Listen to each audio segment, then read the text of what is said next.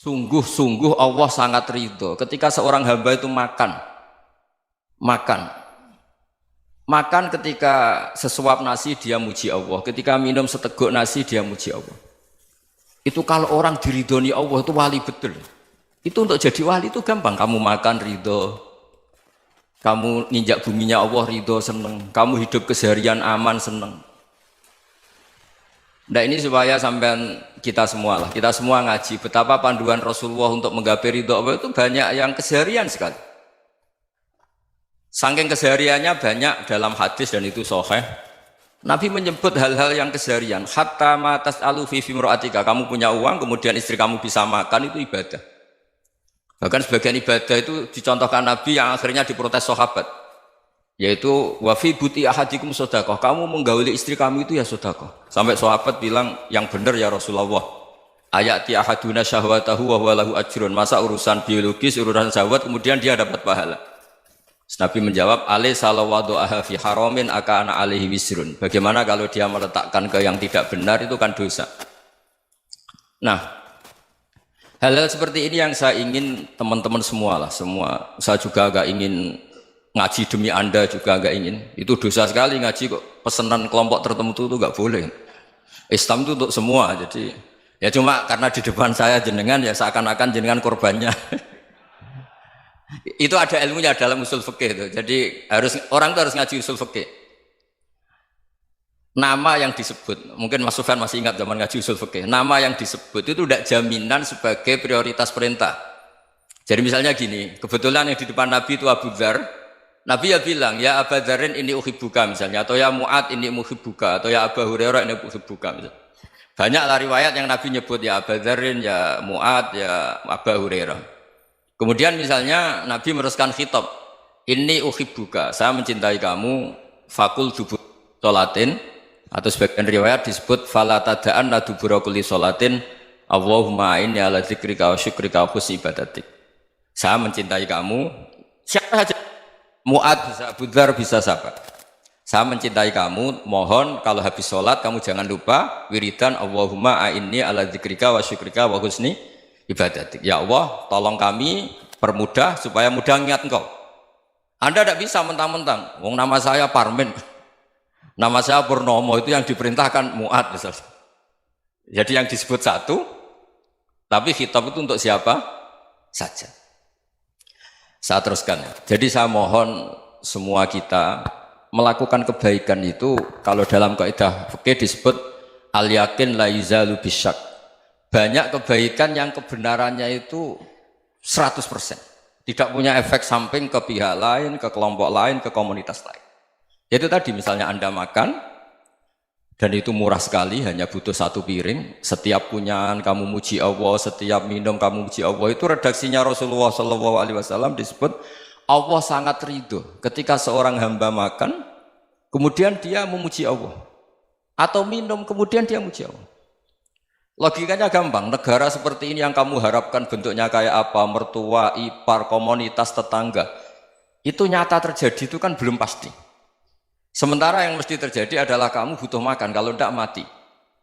Butuh minum, kalau tidak mati. Butuh bumi yang nyaman ditempati, kalau tidak kita juga mati. Sebab itu Allah kalau menyebut nikmatnya itu hal-hal yang keseharian. Alladzi at'amahum min ju'. Allah itu siapa? Allah itu yang menciptakan kamu bisa makan. Tidak berlebihan, Allah itu yang menciptakan kondisi sosial itu ideal. Zaman Nabi itu ya ada orang munafik. Orang-orang pilihan Allah itu juga diuji orang sekelilingnya yang macam-macam. Semua diuji sesuai konteks zaman dan waktu. Nah, tapi ada ibadah-ibadah yang selalu disarankan Nabi. Sampai Nabi itu pernah ditanya, ayul islami khairun ya Rasulullah, Islam terbaik itu gimana? Jawaban Nabi itu unik. It'amut to'am, Islam terbaik itu ya makan-makan, santai-santai. Ketika Allah menyebut beberapa kebaikan, falak tahamal akobah, wa ma adrokan apa? Mal akobah. Terusannya apa? Fakku rokobah. Terusannya apa? Au it'amun fiyaumin di masubaya. Atau acara makan-makan itu juga Islam. Kenapa? Ya bayangkan kalau tidak ada makanan, kita mati kan? Kondisi sosial tidak ideal itu Anda masih gak apa-apa. Tapi kalau Anda tidak makan, Anda tidak minum, Kamu punya istri cerewet masih bisa hidup, punya mertua cerewet masih bisa hidup. Tapi kalau tidak makan bisa mati. Berarti penting mana istri sama makan? Penting mana? Makan. Semoga istri Anda dengar, nanti kamu disuruh makan tapi pulang deh.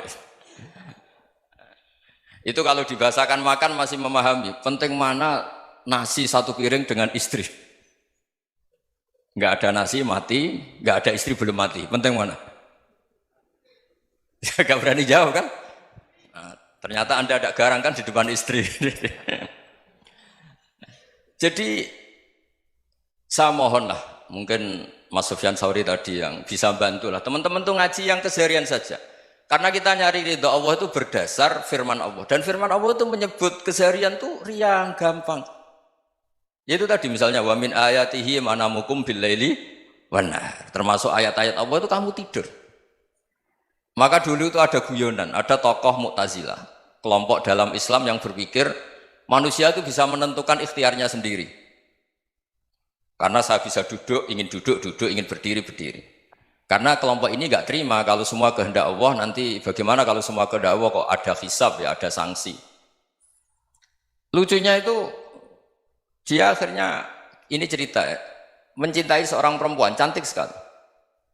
Dan itu dia menjadi ahli sunnah itu oleh hal-hal yang sepele. Karena istrinya cantik, ya namanya suami istri itu hubungan intim. Terus ditanya, Mas masih ingin lagi? Masih. Silahkan diulang lagi. Wah ya tidak bisa. Katanya manusia bisa menentukan yang diinginkan. Itu tobat itu. Itu nggak bisa ditobatkan Mas Sufyan Ats-Tsauri. Orang cantik yang mudah nobatkan orang itu orang cantik. Segampang itu. Akhirnya kita tahu, makanya kalau dalam kitab Hikam itu disebut al-aqil mayyakul madza yaf'alu wa hubi wal ghafil mayyakul madza af'al. Orang yang punya akal karena sadar ini wilayah Allah, semua milik Tuhan. Itu dia tiap hari berpikir, besok Allah akan melakukan apa terhadap dunia ini. Kamu merencanakan sesuatu mau plesir, ternyata gempa.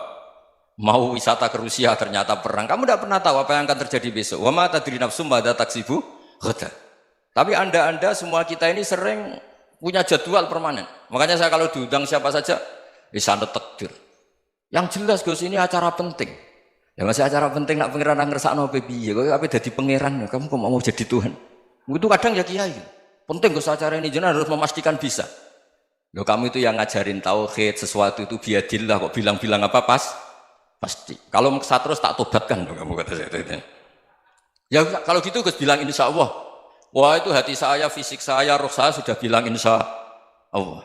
Tidak usah kamu latih kata saya. Nah hal-hal tauhid keseharian itu gampang sebetulnya.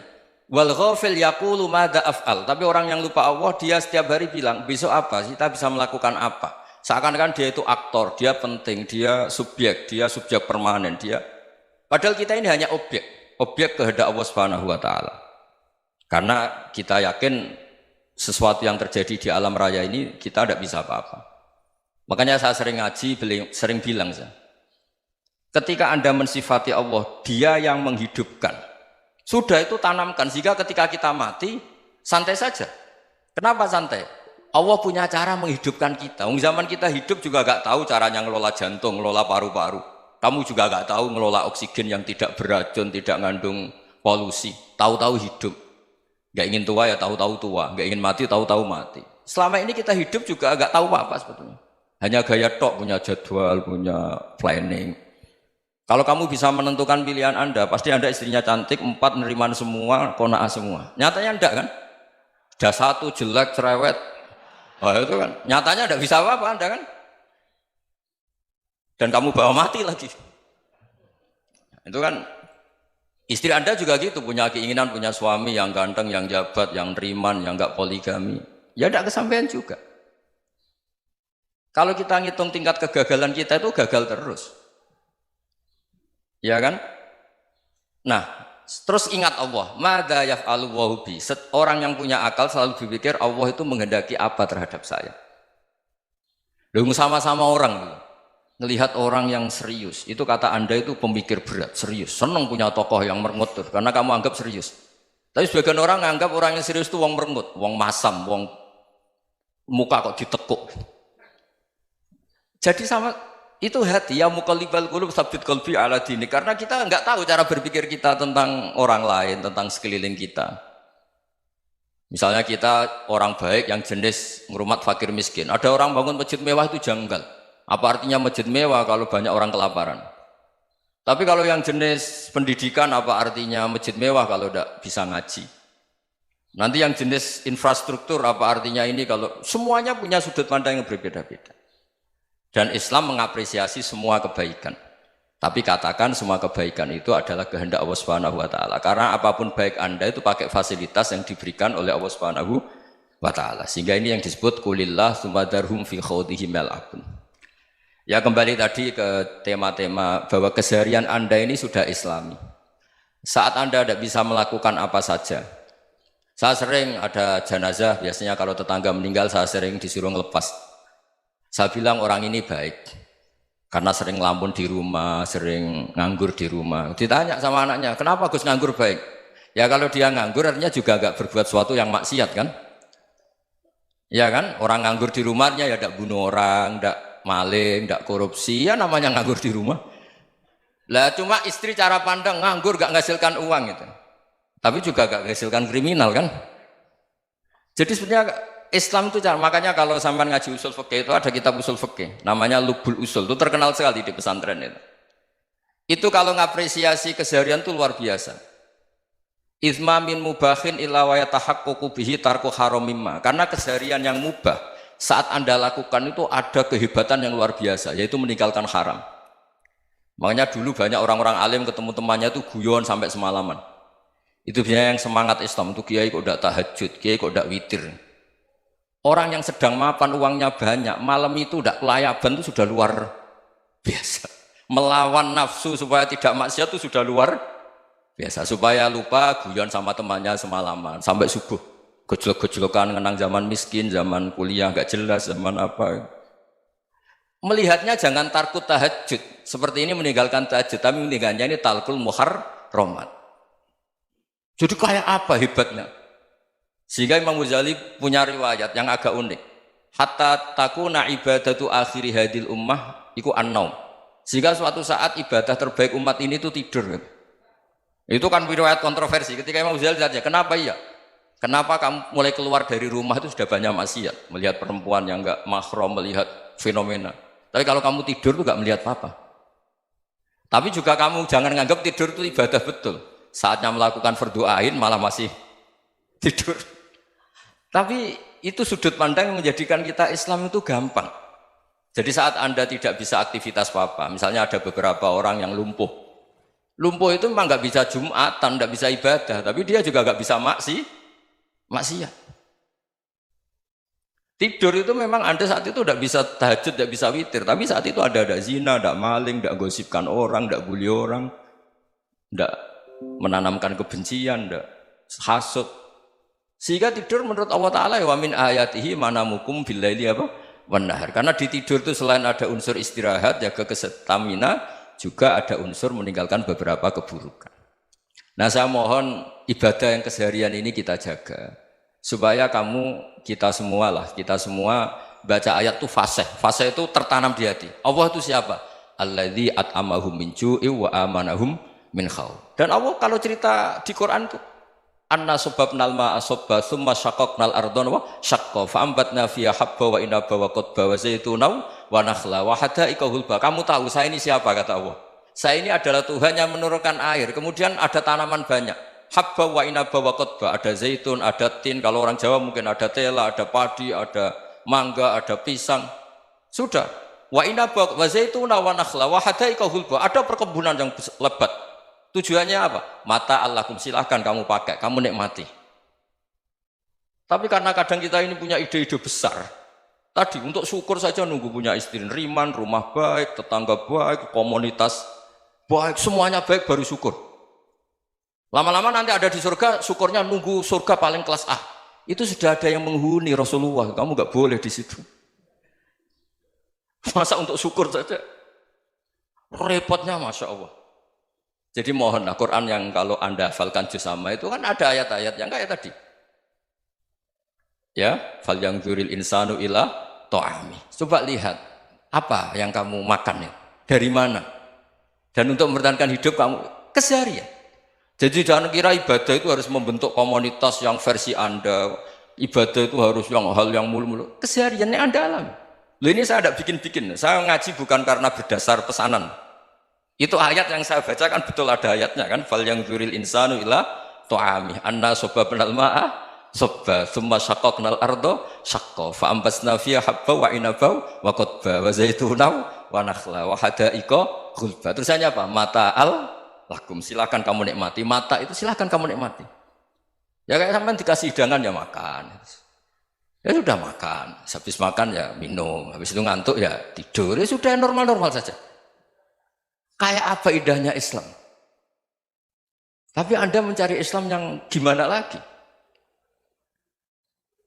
Nah itu yang diajarkan guru-guru kita, diajarkan sanad kita sampai Wali Songo, sampai Rasulullah SAW.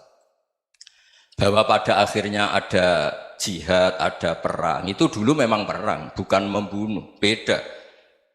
Dulu kita dijajah Belanda ya perang, dan itu normal karena kita dijajah. Jadi ketika orang lain ingin baik sama kita, wa in ahadum minal musyrikin astajaroka ya fajirhu hatta yasma'a kalam Allah. Kalau mereka ingin baik ya kita baik. Makanya ada istilah musta'man, mu'ahad. Kalau mereka ingin damai, berdampingan dengan kemajmukan ya itu yang lebih baik. Karena memang Islam menghormati proses perdamaian. Wa in janahu lis-salmi ya fajnah lah. Kalau ingin damai ya kita harus